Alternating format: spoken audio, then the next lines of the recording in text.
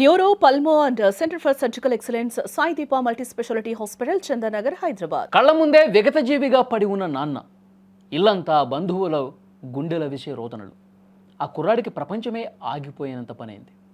పుట్టినప్పటి నుంచి అన్ని తానే చూసుకున్న తండ్రి ఇక లేడు అన్న నిజాన్ని నమ్మలేకపోయాడు. ఏ కొడుకైనా అలాంటి స్థితిలో ఏం చేస్తాడు? తండ్రి శవం దగ్గర కూర్చొని విలపిస్తాడు. కానీ నెల్లూరు జిల్లా సంగం మండలానికి చెందిన కందం రామ్సాయి మాత్రం కన్నీళ్లను గుండెల్లోనే దాచుకున్నాడు.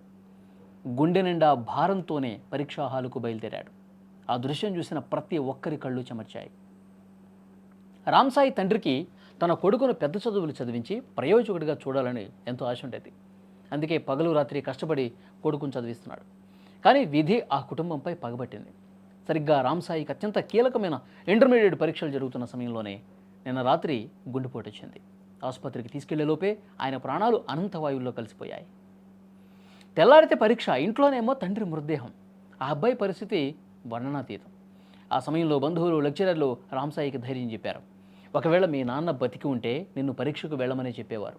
నువ్వు బాగా చదివి గొప్పవాడి కావటమే ఆయనకు నువ్విచ్చే నిజమైన నివాళి అని నచ్చజెప్పారు.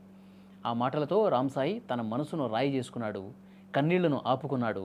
తండ్రి పాదాలకు నమస్కారం పెట్టి పరీక్ష రాయటానికి పెన్ను పట్టుకుని పరీక్షా కేంద్రానికి వెళ్ళాడు. పరీక్షా హాల్లో రామ్సాయి కూర్చున్నాడు, కానీ తన మనసంతా ఇంటి దగ్గర ఉన్న నాన్న దగ్గరే ఉంది. పేపర్ మీద పెన్ను కదులుతున్న కళ్ళ ముందు నాన్న జ్ఞాపకాలే మెదులుతున్నాయి.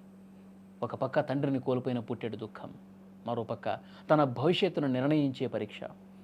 ఆ రెండింటి మధ్య నలిగిపోతూనే తండ్రి ఆశయం కోసం ఆ విద్యార్థి పరీక్షను పూర్తి చేశాడు. రామ్సాయి పడుతున్న ఆవేదన చూసి తోటి విద్యార్థులు, అక్కడి సిబ్బంది కన్నీళ్లు పెట్టుకున్నారు. పుస్తకాల్లో ఉండే పాఠాల కంటే జీవితం నేర్పే పాఠాలు చాలా కఠినంగా ఉంటాయి. తండ్రి మృతదేహాన్ని ఇంట్లో పెట్టుకుని పరీక్షకు వెళ్ళటం అంటే అది మామూలు విషయం కాదు. అది ఆ అబ్బాయికి తన తండ్రి మీద ఉన్న గౌరవం, తన చదువు మీద ఉన్న బాధ్యత. పరీక్ష ముగిసిన వెంటనే తన తండ్రికి అంత్యక్రియలు నిర్వహించడానికి రామ్సాయి వెళ్ళాడు. కన్న తండ్రి మృతదేహాన్ని పక్కన పెట్టుకుని పరీక్షకు వెళ్లాల్సి రావటం అనేది చాలా పెద్ద శిక్ష. ఇలాంటి కఠినమైన పరిస్థితి, ఇటువంటి గుండె కోత మరే విద్యార్థికి ఎవరికీ రాకూడదని మనసారా కోరుకుందాం.